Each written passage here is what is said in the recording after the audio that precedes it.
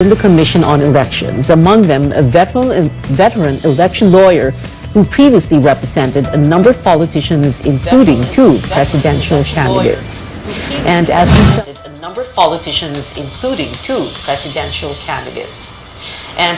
celebrate women around the world, here at home we focus on efforts to empower them and look after their welfare.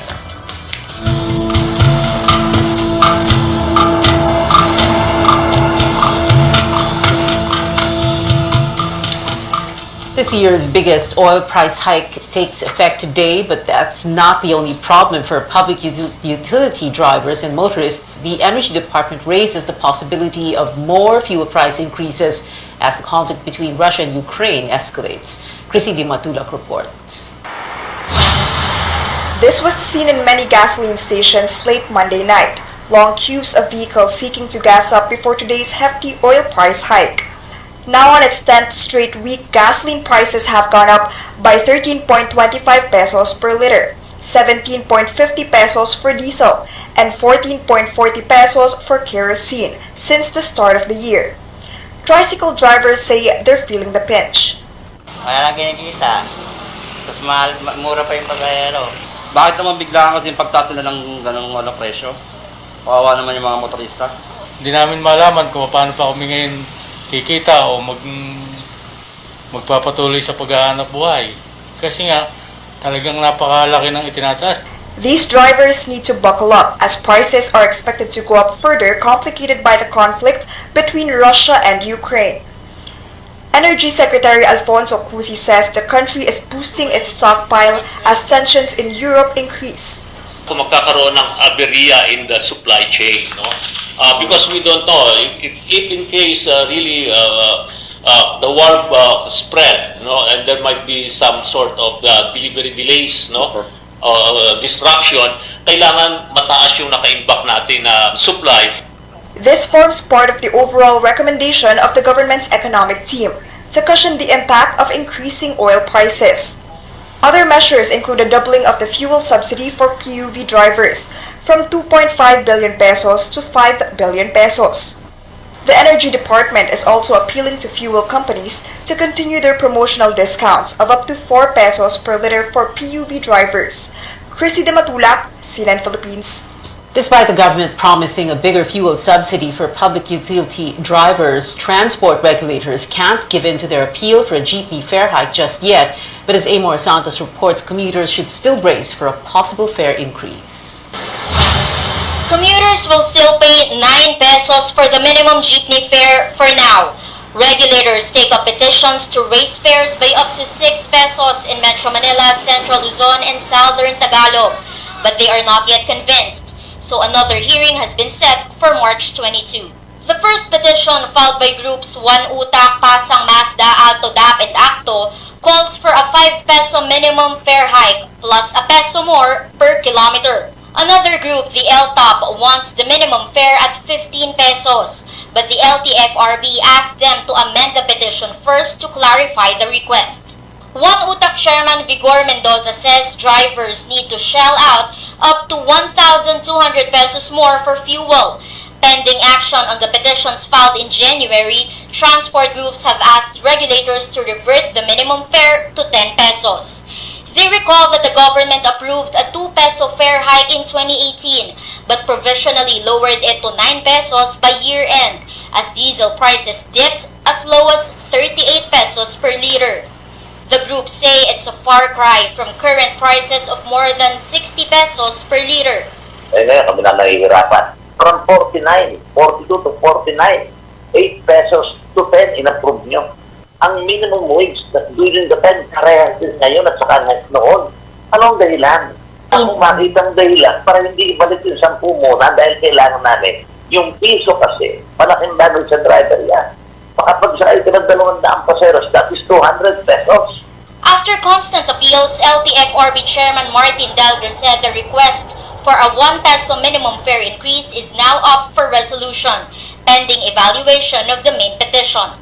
Dapat yan, ilabas na lang decision district lang, napakadali lang kasi yung decision yan Decided case na itong 10 pesos Transport groups say they will submit in the next hearing receipts and documents petitions, hoping regulators will finally give their green light. Amor Santos, CNN Philippines. Call-Oriented groups demand that the Duterte administration take tougher measures to curb soaring oil prices. The women's group Gabriela marked International Women's Day with a protest. They called on the president to convene Congress for a special session. Gabriela says suspending the excise tax under the train law can slash diesel prices by 6 pesos per liter, 10 pesos for gasoline and 3 pesos per kilo for LPG. After being barred from reaching Mendiola, protesters gathered at the Liwasan Bonifacio to also denounce the candidacies of Bongbong Marcos and Sara Duterte. Ito ba ang ipapatikim at iiiwang legasiya ng administrasyong ito? Matinding pagtaas ng presyo ng bilihin, malawakang kagutuman at kahirapan, yan ba ang gusto niyang matandaan? Kung yan ang gustong matandaan ni Pangulong Duterte, tingin namin bakit natin bibigyan ng chance yung kanyang anak at yung katambal ng anak niyang anak din ng dating diktador. Gabriela is pushing the candidacy of Leni Robredo, the lone woman presidential candidate. COVID-19 shots will be made available in doctors' offices and clinics on the 4th round of the national vaccination days. The Pandemic Task Force partnered with the Philippine Medical Association to bring the vaccines closer to more Filipinos.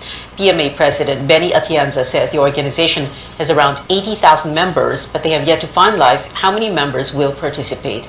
Secretary Vince Dizon says the storage capability will also have to be checked to determine the brands of vaccines that can be used. DOH ang magpapadala ng supply.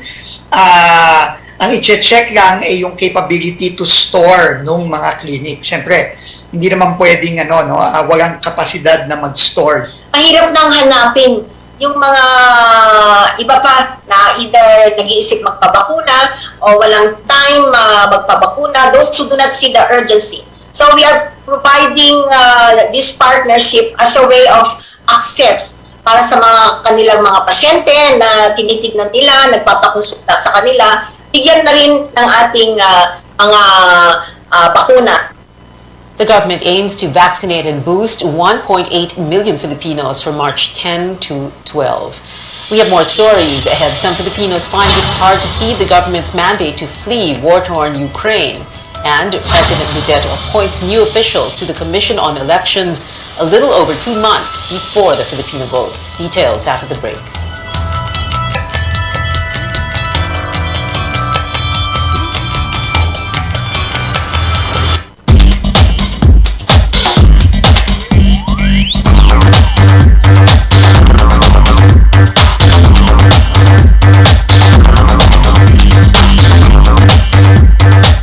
With this new Galaxy S lineup, we are set to bring the epic standard for premium smartphones.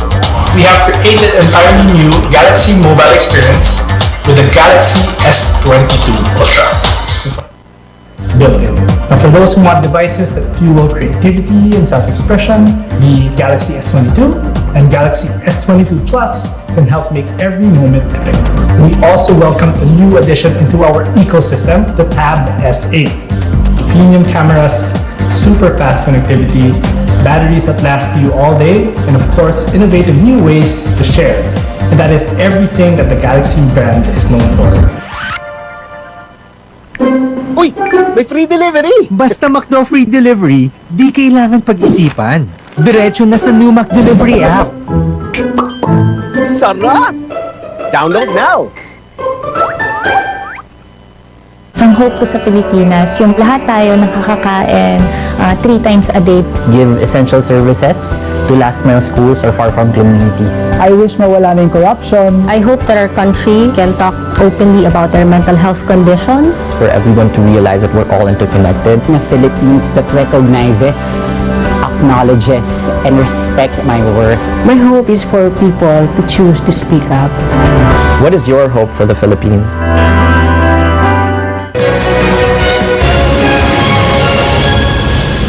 Welcome back to Newsnight. Again, our top story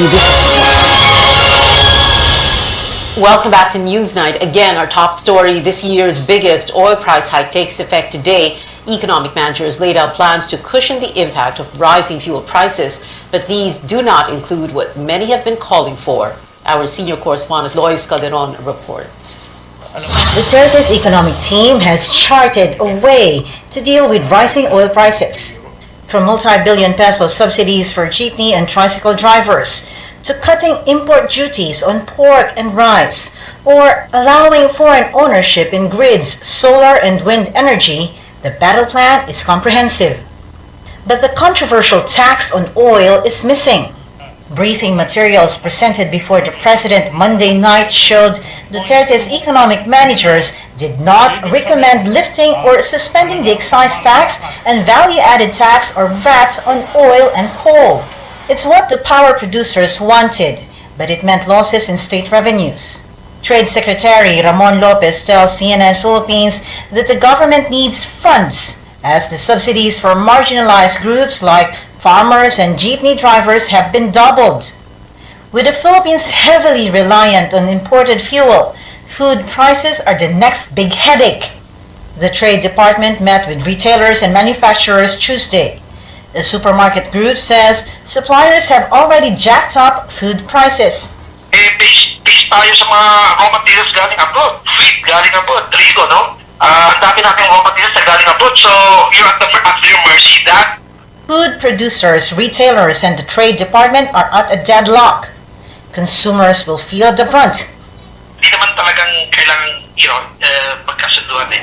The point lang is, ang DBI, syempre, sa ating manufacturers, huwag munang magtaas. So kung magtataas, mapili na nga niya. So kung may items na tataas, i-temper lang. Pwede staggered din. 2% ngayon. After 5 months, another 3%. Diba? Staggered. Huwag yung sabay-sabay. Kasi mabigat sa mamimili. To address food security amid the oil crisis, Socio-Economic Planning Secretary Carl Chua has asked President Duterte to extend lower tariffs on imported rice and pork until December. The Philippines last year cut tariffs on imported meat, but the directive will expire mid-2022. In terms of the tariff reduction po, since Congress is not in session, we will submit a request for the issuance of an executive order. And there are dalawa lang po na kailangan ng batas. Mr. President, if the situation escalates, we could recommend a special session. Mas mabuti pa pag-isipan na lang natin yan. Kung itong recommendations ng NEDA is really vital to keep the economy humming. Lois Calderon, CNN, Philippines.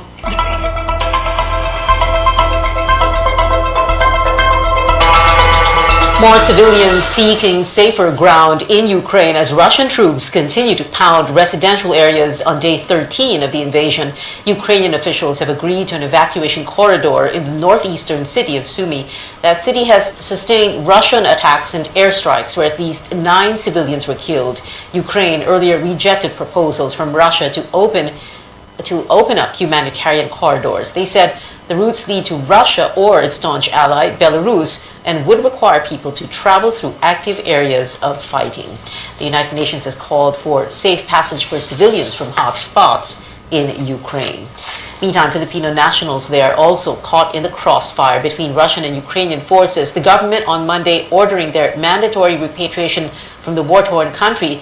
But as Tristan Odalo reports, some Filipinos still want to wait until it's safe to leave Ukraine. Nearly 2 weeks into the Russian invasion of Ukraine, some Filipinos are still facing the tough decision of whether or not to leave the war-torn country. Among them is Rhea Taibov. She says she is safe with her family, but the situation is fluid. The Foreign Affairs Department has raised alert level 4 for Filipinos in Ukraine, which means they need to leave the country immediately.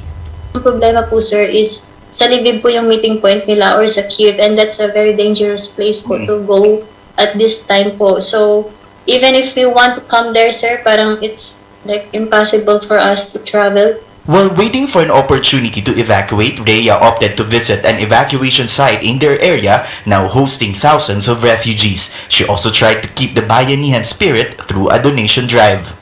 Nag-short din sila ng food, ng mga water, yung mga basic needs po ba, sir, kasi sobrang dami po nila.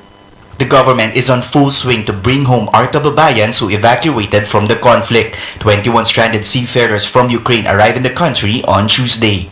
In the meantime, France is expressing grave concern over the conflict possibly spilling over to other parts of the world and in the Indo-Pacific region.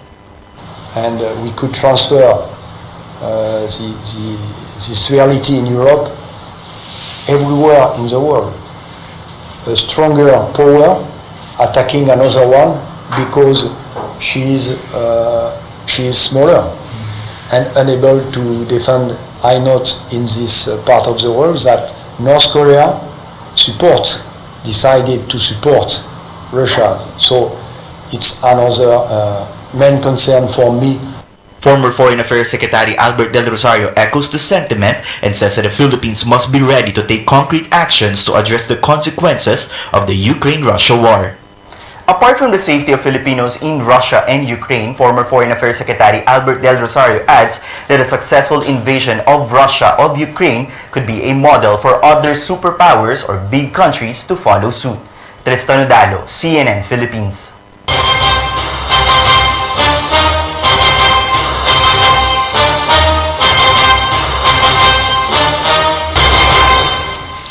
President Duterte appoints new officials at the Commission on Elections 62 days before the Filipino votes. Saidamen Pangarungan is the new COMELEC chairman. He was former secretary of the National Commission on Muslim Filipinos and ex-governor and aides, including Bongbong Marcos in his electoral protest against Vice President Leni Robredo in 2016. Neri was an undersecretary at the Department of Social Welfare and Development. Poll watchdog Contra Daya questioning the appointment, saying Pangarungan and Neri have no track record for their position. The group also raises Garcia's previous role as Marcos's lawyer. But Malacanang says the new officials went through strict vetting. COMELEC also addressed concerns of a possible conflict of interest. Of course, the COMELEC is very happy about the news that we have new commissioners and that we are going to be facing the 2022 elections with a full slate of commissioners. If it happens that there's a possible conflict of interest, then certainly they will deal with that appropriately, I think. Para sa akin naman, kahit ex-lawyering, siguro nga, wala naman ako magagawa dahil part ng pagiging lawyer niyo. But I will be visiting all the cases that I handle. Another former Garcia client, presidential candidate Isko Moreno, also sees nothing wrong with the election lawyer's appointment. Official naman yon, hindi naman na-ikoble. Pati resign, of course, wala na siya sa amin. Things are being considered pa, because kahapon pa lang nangyari at official na ngayon. So I'm happy for Attorney George dahil talagang ang specialty ni Attorney George is election law. So I think that position is fitted sa kanya. The Supreme Court issues a temporary restraining order stopping the COMELEC's controversial Oplan Baklas or its takedown of campaign materials. COMELEC has 10 days to comment on the petition filed by supporters of presidential candidate Vice President Leni Robredo. Robredo's supporters filed the case before the High Court after the poll body took down oversized campaign posters even within private property. On the campaign trail, Bongbong Marcos visits Bulacan province again. This comes after Vice President Leni Robredo's grand rally in Malolos City last Sunday, with her camp claiming over 45,000 people showing up. Robredo also got the endorsement of Daniel Fernando, governor of the country's fifth most vote-rich province. Fernando's rival, Willie C. Alvarado, is backing Marcos. He also spoke up about Robredo's rally in Malolos. Mga tao po'y madaling mabulag sa mga nakikita. Pero totoo, ito ba yung mga tunay na nagpunta o ito'y, well, I don't want to comment on that. Hindi na nga ng maraming nanonood po sa iyo, panalo ka na. Robredo is back in Mindanao to woo voters in the Caraga region. She visited various cities in Surigao del Sur and gave a speech at a summit for International Women's Day. Presidential candidate Manila Mayor Isko Moreno says he's willing to cut down motorcade routes to help save fuel amid the price increases. This comes as he appealed to Congress to consider his proposal to cut tax on oil and electricity by half. Moreno also says he's still open to campaigning in Davao City even after vice presidential candidate Sara Duterte banned motorcades and caravans, partly because of the oil price hike. Kanina, di ba? Meron pa kami isang bayan, tumigil na kami. Pero pinipilit pa rin namin na makapasok sa loob-looban at nilalapit na namin sa kanilang tahanan. Pwede naman ako maglakad sa Davao.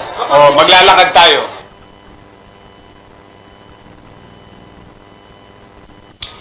The local party of Quezon City Mayor Joy Belmonte endorses the vice presidential bid of Senate President Tito Soto. Members of the Serbisyo para sa Bayan Party and officials from more than 140 villages expressed support for Soto, but the party has yet to back a presidential bid.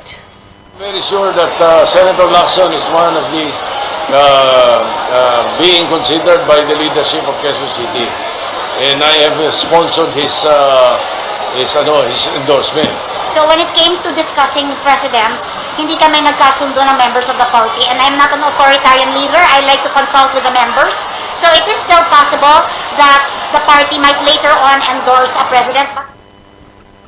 Soto is the father of Joy Belmonte's running mate, Gian.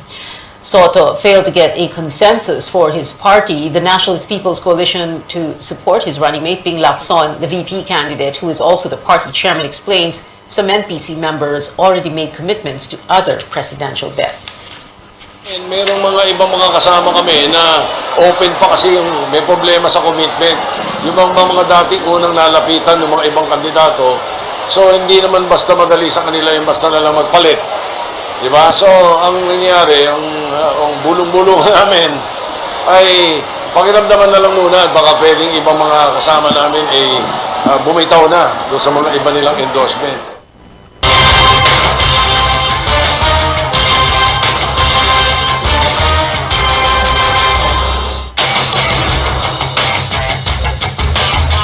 Straight ahead on Newsnight, it is, quote, one gold medal loss for the country after Filipino pole vault star EJ Obiena was excluded from the Southeast Asian Games lineup. But the future is bright for women, with this new center seeking to create a safe space for every Filipina. Stay tuned to CNN Philippines.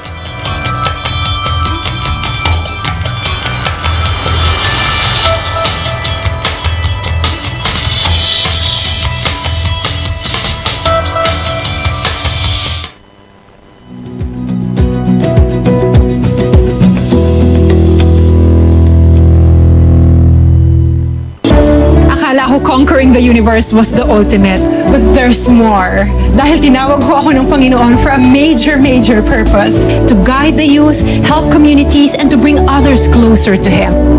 Kaya I take care of my health through proper diet, exercise, and MX3 capsule. I am ready to serve. Kasi para sa Panginoon, hindi lang ako fourth runner-up. First place ako sa puso niya. Mahalagang paalala, ang MX3 capsule ay hindi gamot at hindi dapat gamitin panggamot sa anumang uri ng sakit. Uy! May free delivery! Basta McDo free delivery, di kailangan pag-isipan. Diretso na sa new McDelivery app. Sarap! Download now! 1, 2, 3!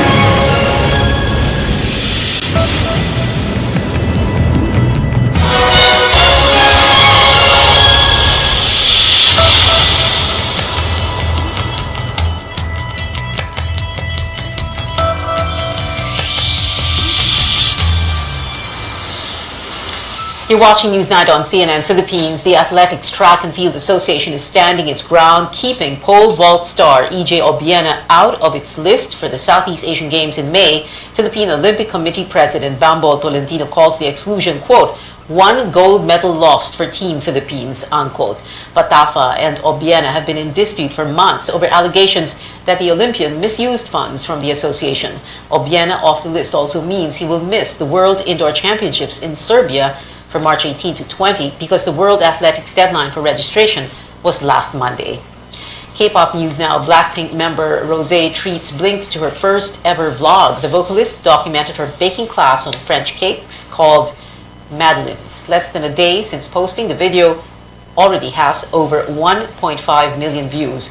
In teasing the vlog on Instagram, Rosea assured fans that she's doing well after catching COVID last month. The star finished self-quarantine on Sunday.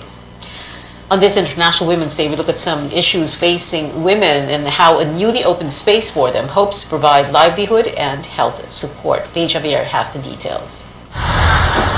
Amid the pandemic, women and girls are dealing with something other than health concern. They're also protecting themselves from violence. A social weather station survey last year showed 1 in 4 Filipino women cited violence as a top concern in this pandemic era.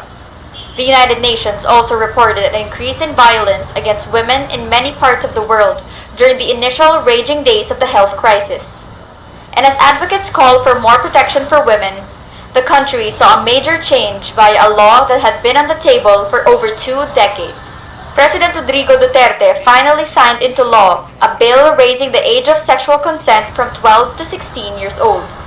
Many believe the move will protect not just girls, but children of all genders.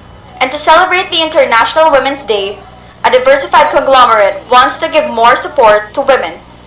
Women need a lot of help now, especially with, what's going on. I think there's a lot of mental health issues that needs to be addressed, a lot of physical health issues that need to be addressed.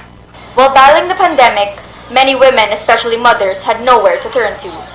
San Miguel Foundation launched a Center for Women focused on health, empowerment, and recovery in Cubao, an area known as the heart of Quezon City.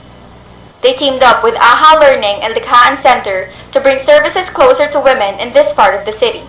Masaya po kami na merong ganito na dito sa Cubao kasi sa panahon po natin ngayon, kailangan talaga ng mga magulang ang suporta para po yung naranasan natin during pandemic medyo maibsan. Maganda rin siya para sa mga nanay na katulad namin na mabigyan pa ng pagkakataon kung ano man yung gusto nilang gawin sa kanilang buhay. Nearly 400 mothers will take part of the pilot programs on gender equality and livelihood. San Miguel Foundation Vice Chairman and Trustee Cecil Ang encourages collaboration. To everyone here in Cubao, please make this your center. We want to do so many things here with you and we're open. The center will also serve as a place to go to for cases of violence against women and children. I extend my deepest gratitude to you, to the San Miguel family, for opening this center here in Quezon City, where the problems are most deeply felt. The center is beyond providing underprivileged women access to physical and mental health services. It also aims to create a safe space for them to discuss and find solutions together. Because when empowered women work as one, great things can happen. Paige Javier, CNN Philippines. We continue to honor women this month by recognizing those who have made a lasting impact on us. We asked you, who's the woman that inspires you the most? Female sports icons immediately came to mind for this netizen, including the likes of volleyball players Saori Kimura from Japan and our very own Eliza Valdez. Women in politics also came up with this person admiring Vice President Leni Robredo's leadership. And a common answer among several netizens, none other than their dedicated mothers. This person paid tribute to all hardworking moms who have become a source of light at home. Another netizen brings more inspiring figures to light, like her grandmother, her aunts, and all the female teachers who helped her from elementary to college. Happy International Women's Day to everyone. Here's to breaking the bias and empowering one another to remain strong and confident. And that is it for now. Join me again on News.ph at 7 p.m. and on Politics as usual at 8:30 p.m. I'm Cleo Antiveros for Newsnight, where we go above and beyond the headlines.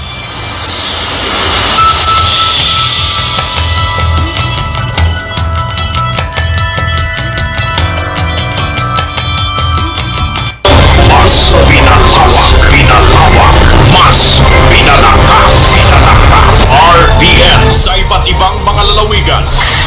DZRL Bataan, DZBS Baguio, DZKI Iriga, DYKB Bacolod, DYKC Cebu, DXKS Surigao, DXKD Dipolo, DXKO Cagayan de Oro, DXKT Davao, DXK AP Pagadian, DXXX Zamboanga, DXDX General Santos.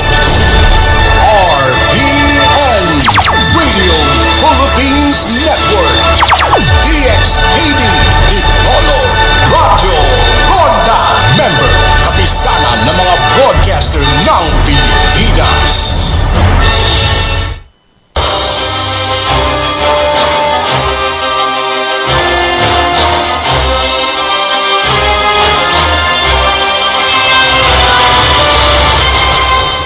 Senatorial candidate and labor lawyer Luke Espiritu goes viral after getting into a heated argument with two fellow contenders in a debate. At the SMNI senatorial debate Wednesday, Espiritu clashed with former presidential spokesperson Harry Roque and suspended lawyer Larry Gadon about martial law. That's after Espiritu said schools should teach children about the human rights violations under the late dictator, former President Ferdinand Marcos. Let's watch this. I'll go by the Bakit yung isisisi kay Marcos yun? It's my time. We should not use this forum for a propaganda against the Marcoses. Binuksan mo ang usapan, wag mo akong pagbawalan. I go by the record, Amnesty International, 3,257 ang pinatay nung panahon ni Marcos. 35,000 ang mga It's my time, wag kang bastos. Kung ano man ang nangyari sa nakaraan, inisa-isa ko po ang records. Wala pong kaso for human rights violation sa Amerika si Ferdinand Marcos Jr. Isa ko rin po ang mga kaso na decided po ng ating Philippine Supreme Court. Totoo po, co-administrators of Ferdinand Bobong Marcos, wala pong kaso na siya mismo nagnakaw. With all due respect to Attorney Harry Roque, I know your history. You were anti-Marcos before. You were for human rights before. Your life, you spent your life against the Marcoses, you work for human rights, and now that you were given a Senate spot under the party of Bongbong Marcos, now you cry hallelujah and praise Marcos. There was nothing respectful with what you said against me. Ang katotohanan po ang pinag-uusapan, hindi po ang patay na Marcos, ang pinag-uusapan ang buhay na Marcos. Sa akin po, panagutin ang mga nagkasala, pero yung mga hindi po gumawa ng kahit anong kasalanan, wag po natin idamay sa sisi. Espiritu is on the senatorial slate of Caliotti de Guzman and Walden Bello. We now go above and beyond the headlines with the man himself, ang sabi daw di bardagulan, senatorial candidate and labor lawyer Luke Espiritu. Attorney Luke, magandang hapon sa inyo. Yes, magandang hapon. I'm sorry, magandang gabi pala. Sorry. Yes, magandang gabi at sa inyo at saka sa mga viewers ninyo. Okay, so bardagulan daw. You are in a very long time, our first studio guest, emphasis on studio, yes. Dahil na alert level 1, no? Pero, alam mo, chinek ko yung Twitter mo So, kagabi daw, mga 2,000, no? Followers mo. I'm not sure because the Twitter is handled by my team. Okay. But of course, in consultation with me. Okay, FYI, 17,800. As of 10 minutes ago. Yeah, I heard, yeah. Oo, pero ang kailangan mo, hindi Twitter followers, kundi boto. Tama? Yes, we need votes and we need supporters and we need to create a movement against all of these lies that are going around. A movement against all these lies. Okay, let's talk about last night's debate, no? So, meron kang sinabi after parang kulang pa ang bakbakan, gustong-gusto mong parang gigil na gigil ka, at sabi sana marami pang encuentro with sina attorneys Gadon and Roque. Because we need to expose these people. They are peddling lies about this chapter in our nation's history, which is the darkest chapter. And you know, it is really difficult if our new generation of Filipinos are learning these lies and imbibing the values of the regime of Marcos. Kasi yung regime na yan na hindi rumirespeto sa human rights at gino-glorify ang authoritarian rule. And if we have that as values, kawawa naman ang ating lipunan. You didn't mince any words last night, no? Like as we showed, wag kang bastos, and then you were telling Harry na, you're singing hallelujah to the Marcoses now. Ano to, Attorney Luke? Parang nothing to lose, just dish it all It was not intended, although I think it's bound to happen. If you put the three of us in a room, it's bound to happen that we're going to argue. But it was never intended. I was triggered by the comment of Larry Gadon to a question about juvenile or children in conflict with the law. And he inserted a comment about priests teaching children about the evils of the Marcos regime. So it was a debate. And if it was a debate, you should be ready to refute that point. To do a rebuttal. And I was doing that when he interrupted me. Eh kung hindi niya ako in-interrupt, hindi naman ganun ka acrimonious ang exchange. But he did eh. So I had to stand my ground. And then Harry Roque came to his defense, and I also have to answer Harry Roque. So that's what happened. If he did not insert that comment, I would just have answered the questions that were thrown to us by the panel. Okay. Meron ka ring sinabi kagabi, no? Medyo nakaka-nervous kasi when someone, politiko, kandidato, or lawmaker, the minute you say, with all due respect, parang hindi totoo eh. Parang bardagulan na talaga.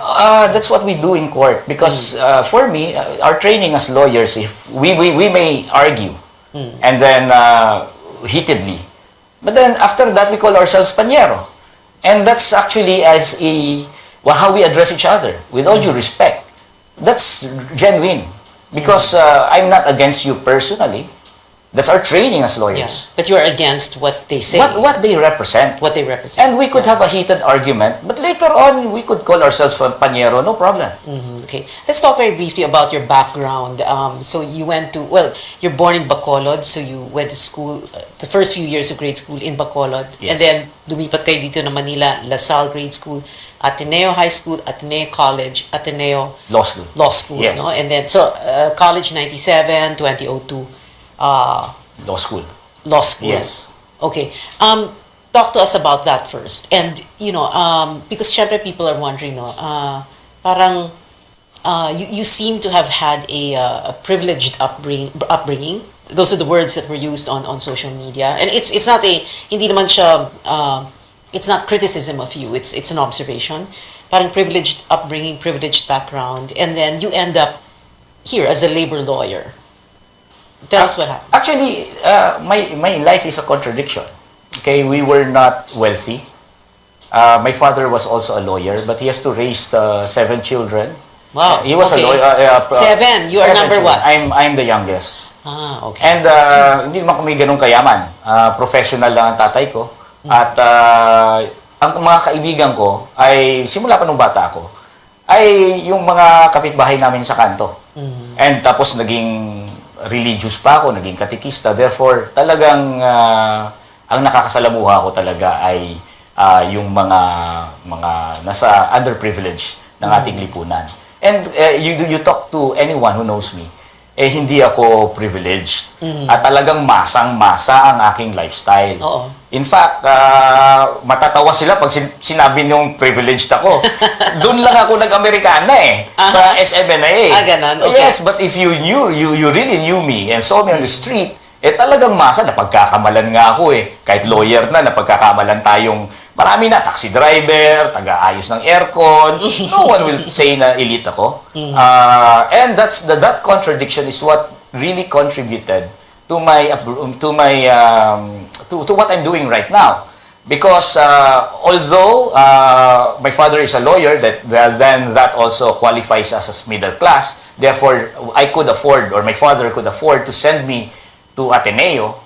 Pero yung kultura ko naman masa, manggagawa naman, ang nakakasalamuha ko masa at manggagawa. Therefore, fusing the two, then my intellectual development will only lead me towards the workers. So when you're in school, for example, Ateneo College, I went to Ateneo also, so you would hang out where? And then with who? What were your school orgs? My friends were scholars in the Ateneo. Okay. Because the Ateneo, even from sa high school until college, maraming scholars yan Yun ang mga kaibigan ko. Yung mga binigyan ng free tuition sa Ateneo, and they were deserving students from the public schools. So you would see kung ano yung aking kultura. Kultura ko talaga masa. And then in the Ateneo, wala namang aktivismo at the time. But I was born in the Marcos era. So I was politicized at the time. My father was involved in a case, extrajudicial killing in Kabangkalan, Mayor Pablo Sola.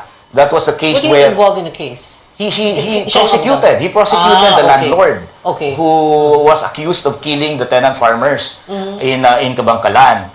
And when growing up, those are the things that you see, you hear, And the priests in Bacolod were all activist priests. So, I was pretty much politicized even when I was young. Pero walang aktivismo nung college ako until kasi bumagsak yung Soviet Union at the time. It was a time na medyo humihina ang aktivismo sa mga schools. So until law school yan. And then the Gloria Arroyo became president, and I could not accept that. And then that was the time I tried to I was reaching out to different groups until I was so-called discovered by San Lakas. Discovered. Yes. Yeah. But you could have, like, as a lawyer, you could have gone corporate. You were with, what is it? IBM? Chavez Miranda Asiocho. Okay. Asiocho, the law firm founded by former Solicitor General Frank Chavez. Okay. Yes. I joined them in 2004 until 2008, and the reason why I left was because I told, as I told Frank Chavez when he was alive, I'm gonna join the revolution. Yes. And which revolution? Which one? 2008. Well, that was just a matter of speaking, but I'm gonna join the mass movement, which will be. So, kumbaga dun talaga yung puso mo na you wanted to be on the labor front lines and picket lines, ganun. Yes, at heart I'm an activist. Okay. What is it? We're going to have to take a quick break. Do we need to take a break right now? Yeah. Okay, wala na tayong break. Dire-diretso na tayo. Sige. Okay, I also brought up yung Ateneo background mo kasi nag-com arts ka, no? Communication arts. And earlier, before the show, I was asking you, com arts, why would you take com arts? And then biglang nag-abogado. And you said, it was just a pre-law course. Yeah, it was pre-law. I was not really into it. So I just, my aim is really to become a lawyer.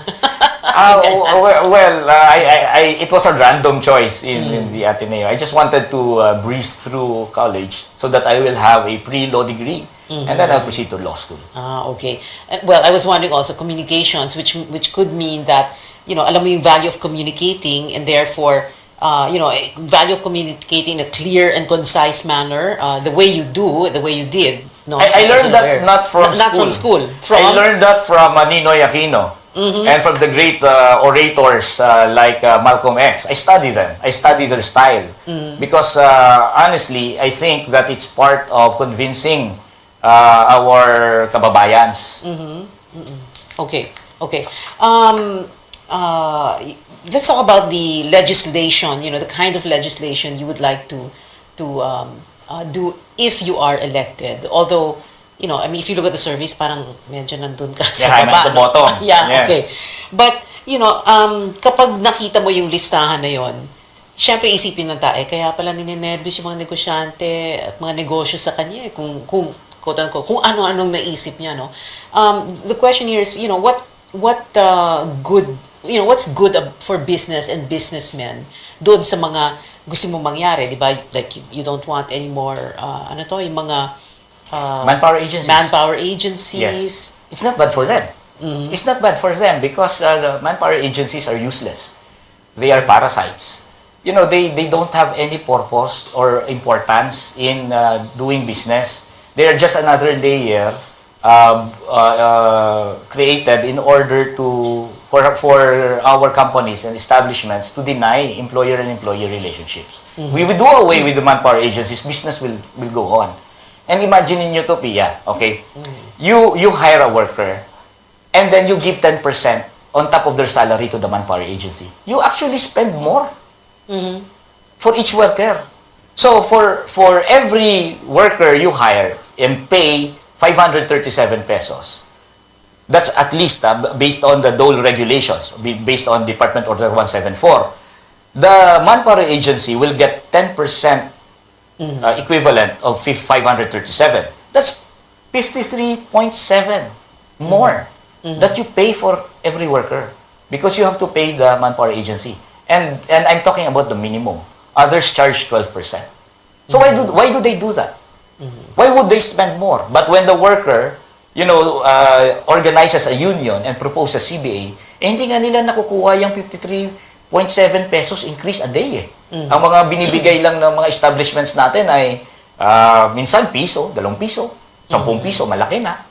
But they're willing to spend 53.7. Yeah. Calyodi brought it up also during the debate, 750 pesos minimum wage. Do you think that's even possible? Is that something that businessmen, big business will want to do. Yes, because the salaries are really below, way below cost of living. And ideally, you pay your worker the cost of living. That's how the system works. You pay your workers anything that is necessary for the worker to be able to work the next day, meaning to say everything, food, and electricity, anything that is necessary for that, that's what you pay the worker. And the excess of that is your profit.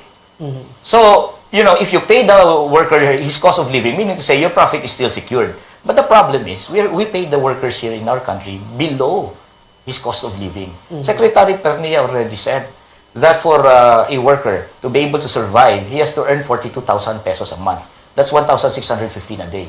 And if you give 537, that's only, what, one-third or less than one-third of his cost of living. 750 is not even equivalent to the cost of living. Medyo discount pa nga eh. Because our formulation is give the worker 750, then we will have to look for policies to reduce the cost of living. Meaning to say, para hindi na gumastos yung mga negosyante, pababain natin yung kuryente, pababain natin yung tubig. Naku, ang daming aaray dyan. Actually, matutuwa ang negosyante dapat dyan. Kasi part ng cost of production niya, kuryente. Di ba? Ang taas-taas ng cost of production niya, dahil ang taas-taas ng kuryente, number 1 tayo sa pinakamahal na kuryente sa Pilipinas. Dapat, pagka yan ang programa natin, pababain natin ang kuryente para ang mga manggagawa naman natin ay mabuhay at mabumaba ang kanilang cost of living. Equivalent rin yun sa pagbaba ng cost of production ng mga negosyante. Baka ang umaray naman doon, yung kumpanya ng kuryente, yung... dapat lang, alam mo, sobra-sobra tubong lugaw yung kita nila. I also represented, the Watchdog Freedom from Debt Coalition in the ERC. Ang laki-laki na kinikita nila, guaranteed, na return on rate base. Hindi sila aaray dapat doon. Like for example, kumikita ka halimbawa ng 10 million sa negosyo mo. Babawasan mo yung 10 million ng 2 million. Mayroon ka pa rin 8 million. Binawasan mo ng 2 million. Hindi ka na ba magdinegosyo nun? May 8 million ka pa nga eh. Konting bawas lang para naman medyo makatarungan naman ang ating sistema dito. Do you really think you can win? Or is this like parang the impossible dream, Don Quixote, going up against the windmills? There are two aspects to the way I see it. By the way, you have 18,300 followers now. I just checked on Twitter. Oh, yeah. Okay. Going back to that question, yes, the question. There are two ways I look at it. I would like to adopt yung sinabi ni na Italian socialist Gramsci. Sabi niya, pessimism of the intellect, optimism of the will. Meaning to say, when you look at things and evaluate things, you must, have the pessimism of the intellect. You accept what are your weaknesses and try to assess. But then optimism of the will, meaning to say, you have to move forward and fight for victory. And that's what we do. I see the surveys, mababa ako. Pero that does not stop us from campaigning for victory.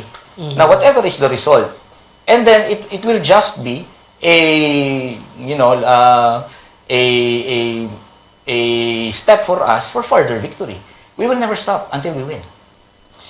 Attorney Luke Espiritu, who took the internet by storm since last night, and now 18,300 ba? 18,300 followers on Twitter. Thank you so much for being with us. Maraming salamat. Maraming salamat. This Sunday, yet no other candidate seeking a Senate seat. 3 former officials of the Duterte administration will take part in our 7th CNN Philippines Senatorial Forum. Former Presidential Anti-Corruption Commission Chairman Greco Berlica, former Chief Presidential Legal Counsel Salvador Panelo, and former presidential spokesperson Harry Roque will answer issues facing the nation. Watch them side by side as they bear their platforms and stances on various matters. That's happening.